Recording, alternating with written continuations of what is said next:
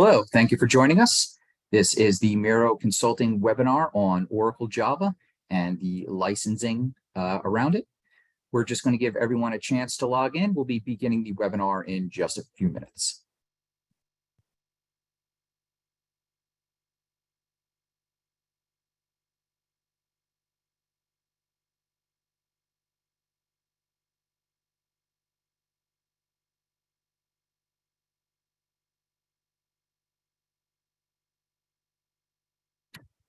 Once again, thank you for joining us. This is the Miro Consulting webinar on Oracle Java and the licensing you need to know about.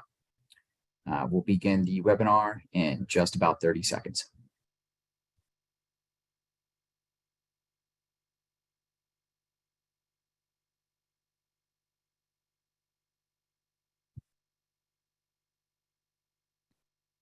All right, hello and welcome. Thank you for joining us.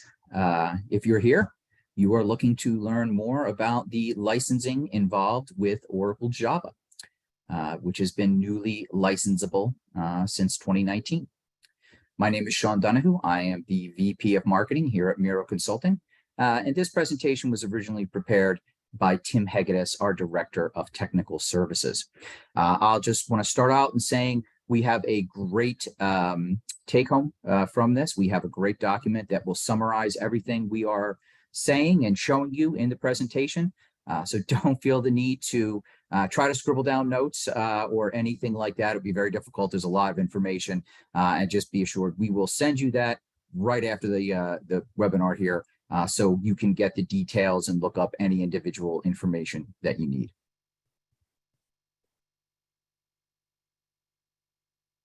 Before we begin, just let you know who Miro Consulting is.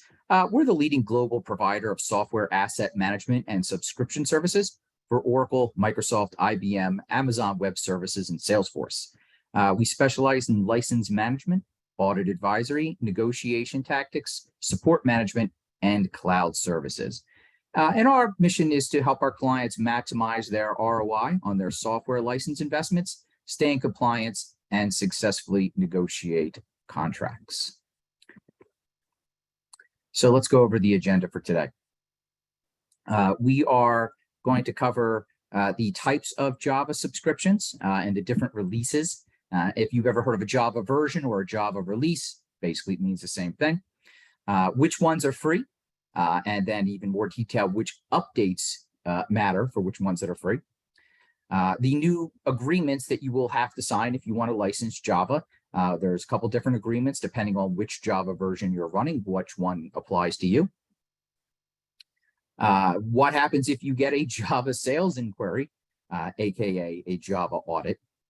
And what are your options? What else can you get? What other versions can you have? What features do you need? What third-party versions do you need? These are all going to be in the presentation. And again, a lot of detailed tables here. We're going to send you everything right after the event.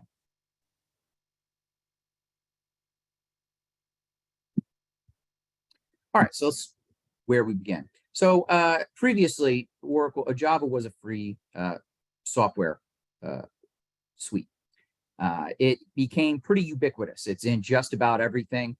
What we'd like to joke is if you buy a greeting card from Walmart that sings "Happy Birthday," it's probably got Java in it. Oracle purchased it a number of years ago, and in April 2019, decided that now Java needed to be licensed for any commercial use. And that's something we want to get out of the way right away. It's required for commercial use. If you have a PC at home that has Java, it doesn't apply. So there are many versions of Java still out there. Some of the legacy versions are Java 5 and 6, and they're what's called sustaining support only. We'll get into what that means. Java 7 and 8 are nearing the end. They are in their premier or their extended support, and then there's a whole bunch of new versions after that. In addition, there's one called Java Web Start, which uses Java 8, and that is going into extended support, which will terminate in 2030. So let's talk about those older versions of Java. So some of them are free and some of them are not, depending on what update you have. And this can be really tricky. If you're just looking at the release number and not the update, You might mistakenly believe that you are on a free version when you are not. So with 5, it's pretty simple. The last free version is, the last free release is 22, and the first paid one is 23. It gets a little more complicated with 6, 7, and 8 because there are some missing versions that never got released. So the last free version on 6 is 45, the first paid is 51.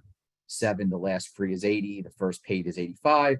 And on version release 8, 202 is the last free one, and the first paid one is 211. So you can see they skipped quite a few on version release number 8. So again, we'll show you this in the document we'll provide to you. But this is the important here is to remember with these legacy versions of Java, it is the update that matters, not so much just the release number. All right, I mentioned we were talking about support. And support's important mostly because Java sits at the heart of a lot of software. It's a critical functioning component, and it needs to play well with the environment it's in. So you might need support again if you're using it in a commercial environment. So there's 2 kinds of support. So there's basically a long-term support and a non-long-term support. So think of it as a, the long-term support is sort of the flagship version. They're saying, okay, we're going to support this Java release for quite a few years. So you can really, if you're building something, if you're using it, you can really rely on it. So that's what's called the long-term support version, and Oracle makes a commitment to have mainstream support for 5 years and then extended support for 3 years. Now, compare that to what's called the non-long-term support versions. These are little iterations that happen between long-term versions. So the little versions that happen between, they're only guaranteed for 6 months of mainstream support, and they're not guaranteed for any extended. And the idea here is that if you're just looking for something that is long-term reliable and will do the job and you don't have to worry about it too much, you want the long-term support version. If you're trying to take advantage of Java's newest, greatest cutting-edge features, you're going to want the non-long-term support version because that's always going to be the most recent. It's got the best features, et cetera, et cetera. So depending on whether you want to be at the cutting edge or you just want something reliable, these are sort of your 2 options. And we're going to show you which versions meet that right now. So you can see in this table, 5 and 6 aren't included because they're basically obsolete, to put it bluntly. And 7 and 8 are pretty much there or on the way there. Like I said, 7 and 8 are free only depending on what update you have. 7 basically, as of July 2022, is out of extended support, so you shouldn't be using it. 8 is getting there.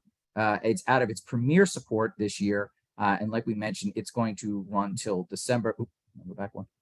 December 2030, which is quite a long time, but you don't quite get as much in extended support as you do in premier support. So if you want to take a look down the list here, we highlighted in red what are the long-term support versions. So you can see the one right now that is in long-term support is this version 11. It is not free, and it is its dates that it will about I said this time next year. I went to this presentation last time. So September 2023 is when it will exit premier support. And then if you look at 12, 13, 14, these are all the non-long-term support versions. And you can see here, they're pretty much all out of support already. So if you're looking for the version of Java that is the newest long-term version that's free, you're looking for number 17, the 17 release. It is free. It is a long-term support. It is good in premier support till September 2026, and it's going to be in extended support all the way to September 2029. Now, there are certain features that you can't use and have it be free. We'll get into that. But if you came to this webinar and said, okay, I need a free version of real Oracle Java that is long-term support that I can rely on, that's free, if I set it up right, 17 is the one you're looking for. And if you're looking toward the future, 21 is what we believe will be the next long-term support version that is free. We don't know. You can see here it's unknown, but based on our research, that's the one we think is coming down the line. It hasn't been released yet. You can see it's not released till September 2023. So for now, 17 is the version you want to see if you don't want to pay for licenses. And I'll stop here while I have this table up. And some of you might think to yourself, well, I'm not an Oracle customer, so how much do I have to worry about this? The answer is we have been getting many calls from people who have never been Oracle customers, and the Oracle sales team is reaching out to them and saying, do you have your Java licenses? Have you licensed Java? We don't see it in our records. So if you are not an Oracle customer, that doesn't mean that you don't have to worry about this. So keep that in mind.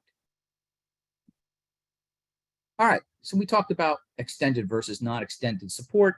You might be making your choices. Let's just quickly get that out of the way. So you're still going to be covered for a lot of important things. You're going to get bug fixes in extended support. You're going to get security. You're going to get upgrade tools, all the things you can see here listed.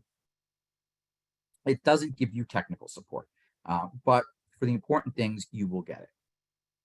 What's not covered is if you are using Java in conjunction with some piece of software that you run or hardware. It's called a third-party product. That's not covered in extended support. And that's why I said earlier, if you are looking for something long-term and stable, you want something that's a long-term release. And you want the current one. All right, so let's say you don't want Oracle Java and you say, okay, I want to try something else. What are my other options? So there's a bunch. So when Oracle announced that Java would be paid, the Java framework was what's called forked, which means it went its diverging paths. And it went many diverging paths. So many different organizations basically said, we'll make our own version of Java. We don't want to have our version be Oracle's version anymore. So those free versions are sort of aligned with the major vendors that you would expect. So Microsoft has one called the Adopt Open JDK. JDK stands for Java Developer Kit. Amazon has one called Pareto. And then Microsoft has two, Azul Zulu and Azul Zing. And then I'm sorry, not Microsoft. I was thinking Azure. No, just there's two other ones called Azul Zulu and Azul Zing. And then there's three that really don't really have a name, but IBM has a version, Red Hat has a version, and then there is one simply called OpenJDK, which is like a community, free version. All right, so if you are licensing Java, what are the important license agreements? Because one of the things you don't want to do is you don't want to look at your license agreement and then realize you're looking at the wrong license agreement because you might make mistakes in terms of what you think you need and what you don't. So if you've got an older version, something from before it became licensable, it was something called the Oracle Binary Code License Agreement. And that applies to 7 and 8. After that, there was another version that applies to 11 through 16, which is the Oracle Technology Network License Agreement. And as you can see here, that also applies to 7 and 8 as well. So that was made retroactive. And then finally, moving forward, if you're looking for, okay, I want to go get that Java 17 version, you need to look at the Oracle No Fee Terms and Conditions Agreement. And that agreement spells out exactly what parts of Java you can use, what parts of the development kit, what parts of the management kit you can or can't use, and it'll still be free. And that particular one applies to 17, which is a long-term version, and 19, which is a non-long-term version. All right, let's talk about if you get a call from a Oracle sales rep, what Oracle calls a sales inquiry. So people will call it a Java op, a Java audit. It is technically a Java sales inquiry, but if you are reading about things where other people use kind of the wrong name, keep in mind that a Java audit is what some people are calling the sales inquiry. So you might be familiar with a group at Oracle called License Management Services. They have a new name. They are now Global License Advisory Services. They somewhat overlap and somewhat do not overlap with each other. For the purposes of this webinar, it's not really worth getting into. But if you get a call from someone says they're from Glass, or it's a salesperson and they have a person from Glass with them, keep in mind that is who that group is. And you might want to know, how does Oracle even going to assume how many Java licenses I need when the salesperson calls me up? What are they basing it on? Well, essentially, they're just going to ask you, how many processors and workstations you have. And they're just going to assume you need a license for every single one of them, and they'll send you a quote that is essentially a bill to pay them. It's up to you to prove to, in that situation, that your processors and your workstations do not actually need a license. Now, you might ask yourself, you saw all those updates, and this update's free and that update's not. So one of the things you want to ask yourself in an audit risk, if you are the person in charge of some of these things, is, do your users have the ability to upgrade their own Java? Because if they do, if you've given them that permission, or if you have an automation that is going to do it automatically, you could update yourself right out of compliance. So that is absolutely something you want to look into. What are your organization's users upgrade rights? What have you let them do? What will the systems let them do by default if you didn't set it? So that's something you want to think about. And finally, we want to tell you, if you do get one of these calls, don't try to negotiate yourself. Don't try to go through it yourself. There are many, many other finer technical details from things where if you bought Oracle products, you might already have a Java license for all these things. Some products come with it, and you don't actually need to buy more. And you might also find that there are other parts of the contract that make it so where you thought you didn't need a license, you do. And you don't want to get caught out. You don't want to go to your boss and say, oh, by the way, we now owe Oracle $5 million. So the best thing to do is get out ahead of this. Call somebody who's an expert. If not Miro, call an expert. We'd love to help you, but we just want to advise you mostly don't go it alone. So now let's talk about the real gotchas. So I'm really glad for everyone who stayed with me this far. And again, if you have any questions, we're going to answer them at the end. I'm going to do my best to answer your questions, but if I don't know the answers, then we're going to get back to you. We'll look it up and we'll find out. So essentially, here's probably the most takeaway message I want you to get from this webinar. And that is, you're going to get three options if you choose to license your Java, or if you are chosen to license your Java. And essentially, they're the 1 year, the 3 year, and the 5 year plan. We have run across many Oracle clients and people who aren't Oracle clients. We've been discussing Java with them. And one of the most common things we hear is, well, we're just going to sign a 1 year license, and we're going to take that 1 year to migrate away from Java. And the bad news we have for anyone who's planned that is that if you look down here in the 1 year subscription, to buy 1 year license going forward, it includes the back usage fees all the way to April 2019. So in other words, that 1 year, you're buying 1 year forward, but then you will be billed for all of your usage going back. So it's really like a 4 year contract, 4 year contract, depending on when you sign it, that you're going to be paying. You're only getting 1 year going forward. So that is a really big, and you're not getting any discounts. So if your plan is just to do that 1 year and, hey, if they call us up, we'll do the 1 year and we'll just, figure it out from there, that's a bad plan. You need to get out ahead of this unless you don't have any issues paying the full back usage fees. Now, the next best option, if that one was your plan and now it's not, there's a 3 year option. Again, 3 years is a good commitment time to make. You don't want to do that without thinking about it, but you get at least a 50% discount on your back. Not at least, up to a 50% discount on your back usage fees. So they'll just charge you back to April 2019, and they will cut that cost in half, but you're still paying a decent amount. You're still paying a year or two's worth of back usage fees, and this 3 years, it's 3 years going forward, but it's 3 years plus the 2 years back usage. So you're going to be charged like 5 years worth of fees. That's if you get the 50% discount, which is top of the line. You might pay more. The only way to escape back usage fees is to sign the 5 year discount, a 5 year contract. Now, Oracle's going to give you a very good deal if you do that. They're going to give you discount pricing. They're going to give you tiered pricing as well. They're not going to give you any additional terms. You don't have to pay any of the back support. So what you're looking at here is the 1 year contract is really like a 4 year contract, and the 3 year contract is really like a 4 or 5 year contract.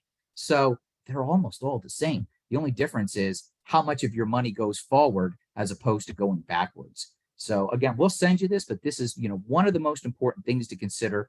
Obviously, sometimes Oracle will give certain customers, clients, prospects a really sweetheart deal, but this is what we've been seeing as the standard offer for Java licensing.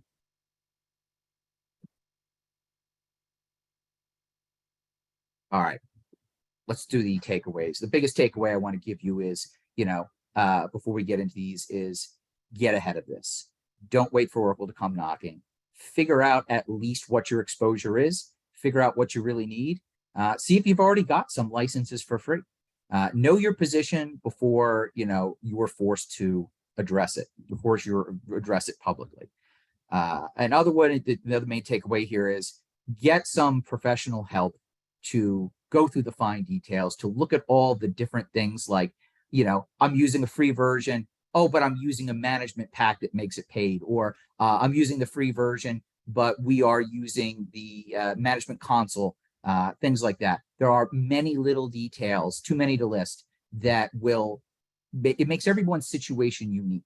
So have an expert come in, determine your unique situation, determine what you need, and help you negotiate with Oracle for a contract that's the best pricing terms and conditions you can get.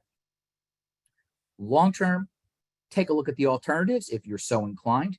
A lot of organizations will only operate on the official version for security reasons, for other reasons. If you're in procurement and you're trying to think about how to do this, talk to your IT team. Make sure that they don't have security concerns that are going to make it so that they really only want you to have Oracle Java. They're not going to like any of the free versions. So, you might have laws in certain countries which require you. There's a lot that could go into it. So, and make sure the versions that you're running are the ones that you think you are running, and they are under the license agreement you think they are. So go find that out. Go look at your workstations and get that information. If you get a proposal from Oracle, read it carefully. Take a hard look at the Q&A, and take a hard look at the terms and conditions. Look to see what back pricing they are proposing to you. And finally, if you are thinking, okay, we'll just upgrade to a non-Oracle version, like I said, you may not be able to. There may be other technical reasons you can't. There may be security reasons. There may be all kinds of reasons that someone on your team is going to say, oh, no, we can't use the open source version because of this. It's different for everyone. So, what we recommend is finance people, IT people, executive leaders, talk to each other at your organization, have a meeting about this, and make a plan with all the stakeholders in the room so that you don't walk away with a plan that somebody's going to stop you down the line and say, oh, wait, we can't do this. So with that, I'm going to go to our Q&A. And again, I would, if anybody wants to, if you have any questions, please put them in the chat here.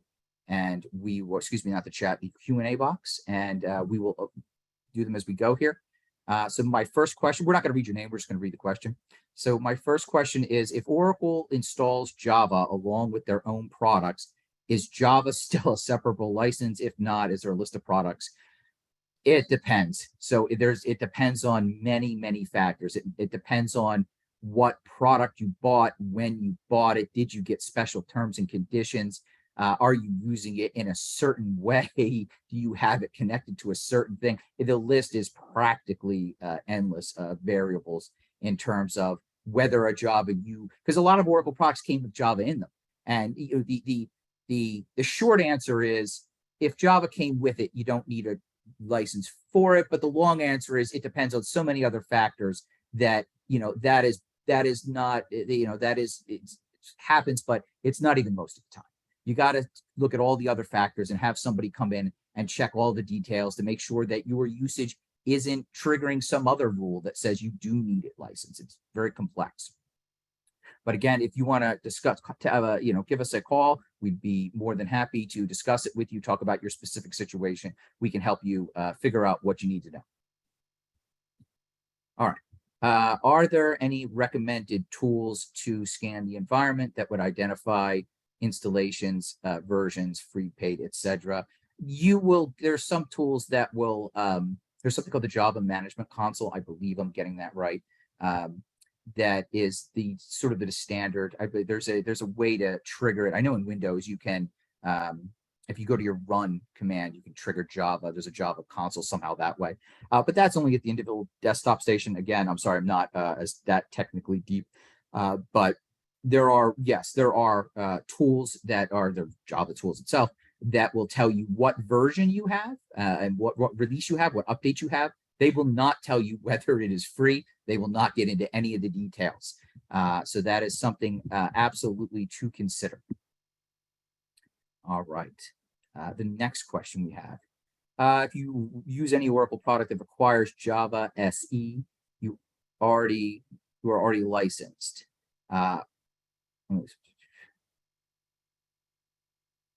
Yeah, so I have someone from the audience is basically saying sort of what I was saying, that if Java came with the product, you are licensed for that product. That is generally true.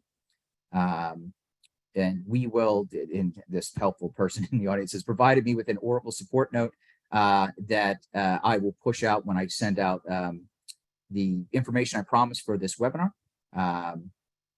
I will put out this information here. But like I said, there are times when, there are times when your Java license, you don't need to pay for it because something you had, it came with it and you don't need to buy it separately. And there's sometimes you do. It really depends. It depends on the product. It depends on your usage. It depends on the features you have. It depends on you update it. There's so many ways it can go wrong. And we really recommend that you talk to some experts and make sure your interpretation is the correct one. By all means, go out and do that. Go look, go run whatever you need to run. If you want to use the internal tools that I mentioned, or if you've got a third-party product that you trust, the important part though is we like to say here is the tools don't know the rules. So the tools can tell you what, but they can't tell you what's happening, what's installed, etc. But they can't tell you, does this in fact, count as licensable? Does your specific contract, if you have one with Oracle, does it give you usage or not? So terms and conditions vary. They vary for almost every contract we see. So as a general rule, if it came with Java, if the product came with Java, that's licensed for that use, but don't count on that because that can lead you astray. And we've had a few people call us and they thought they were completely rock solid license, totally compliant. And they found out that, they checked one box, they used one feature, they had to use it in something called, in conjunction with something called prop hosting. There's a lot of different little other factors that can trigger a non-compliance finding. We have time for like one more question here. If anybody wants to jump in and, we got one here. We got two more. I'm gonna see if I'm doing both. How to calculate the cores on virtual machines. Is this the same as the other Oracle products where we calculate the cores on the VM hosts? To the person who asked that question, I'm not going to take a guess. I'm going to go back to my experts and I am going to find out the answer to that question. I can tell you usually these answers is, if you do this, if you have it this way, it's this way. If you have it that way, it's that way. There's a couple scenarios where it'll be different, but I'm not going to take a guess here or now. We're going to include that in our follow-up to you guys so that everybody gets the answer. And that answer was, the question was how to calculate the cores on virtual machines. Because the short answer I can give you on that is a lot of it depends on whether you are doing soft or hard partitioning. That is a common issue we see where Oracle really only approves of hard partitioning, and we see people try to follow the rules but they do it with what's called soft partitioning. I'm probably getting that a little wrong, but I'm going to go back to my experts and ask that exact question. How do the alternatives to Oracle Java compare? Base feature wise, they're all different. I really can't get into, I'm not an expert on the alternative versions of Java. Some of them I know that some of them are more up to speed than others. There was a lot of organizations, when this first happened, there was a lot of organizations that said, we'll go make our own Java. Some of them pursued it very well. Some of them did not. Some of them abandoned it. So it really depends on which alternative you're talking about. If you consult an expert, again, they'll look at your exact situation and say, well, for you, this is a good version, or you already use this kind of software, you should use their version of Java. So for example, if you are all on AWS, there's probably a good reason to look at Coretta as an alternative. But if you're not, you probably wouldn't look at Coretta because it's an AWS product. So again, I would suggest, give us a call. We'd love to talk. We don't charge, just to talk to you about your initial situation. So we could at least get you set in the right direction. Okay, can you give us an example of a non-human operated device counted as a user for licensing? Well, a server is going to count. I don't know if you count that as a non-human operated device. It's not a workstation. So that's the one thing I can think of offhand, but there are other possibilities. There are, if you've got, it's not exactly non-human or entered, but one of the examples we like to give that people don't think about is if you've seen anybody with one of those like handheld devices that, you'll see like UPS drivers use and things like that. Actually, one of my analysts is jumping in right now with an answer. He's going to probably make my answer sound silly. But one of the things what he's giving this answer is we point out that it's not just workstations. There's a lot of devices out there that will use Java that we might not be thinking about. So let me see what he gave me as an answer. Yeah, he said handheld, scales, scanners, etc. So he is definitely doing it. We had another question come in that I believe was answered. It was answered. I didn't see it come in. Will this webinar be recorded? Yes, it is being recorded. We will give you a full link. You can have your whole team watch it afterward, or you can just look at the our cheat sheet, which we'll give you as well, which is a condensed version of the information. Let's see. We have one more question here. Do you have updated price lists for Java Workstation versus Server? Yes, we do. We do. We can provide you with all of the pricing information you need. And if you want to work with us, we can also see what kind of discounting will be available to you. So by all means, contact us right afterward, and we will help you figure out exactly what price list applies to you, and what numbers of licenses you need, all those kinds of things. We got another one. How do you see Java affecting traditional audits in the future? We have seen Java audits lead to full audits is probably the best answer I can give you there.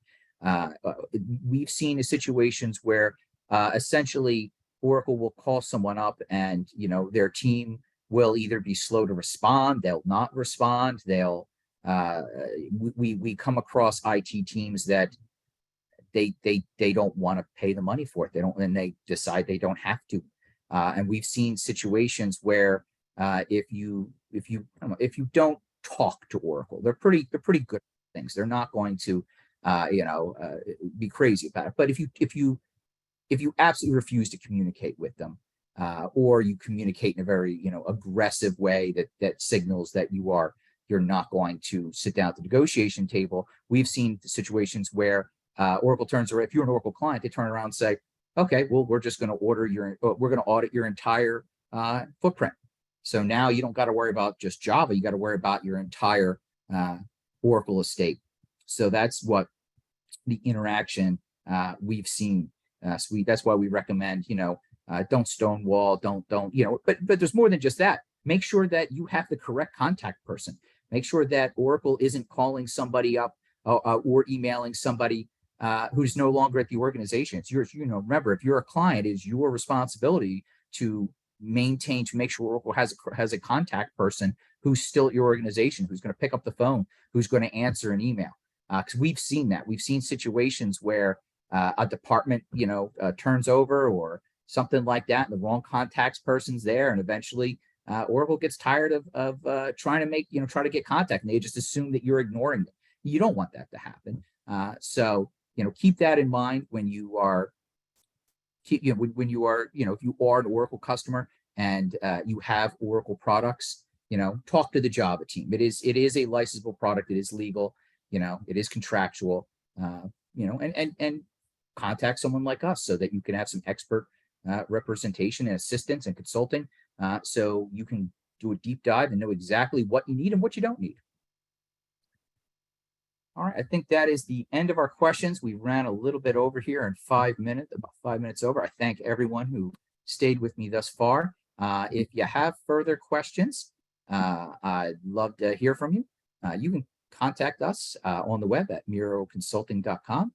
You can email us at info@miroconsulting.com, or if you want to call us right now, you can call us at 732-738-8511, extension 1208. And we will, like I said, if you missed it at the beginning, we're going to provide all of this information. We're going to provide a recording. We're going to provide the answers to the questions we weren't able to, that I wasn't able to answer because I didn't know. We're going to provide you all of that. We're going to get you that first response probably tomorrow with all the information after we compile everybody who was here and all the different questions. So look forward to that. And again, contact us if you have any concerns. That's it. Thank you, everyone who stayed for the full event. Have a great day.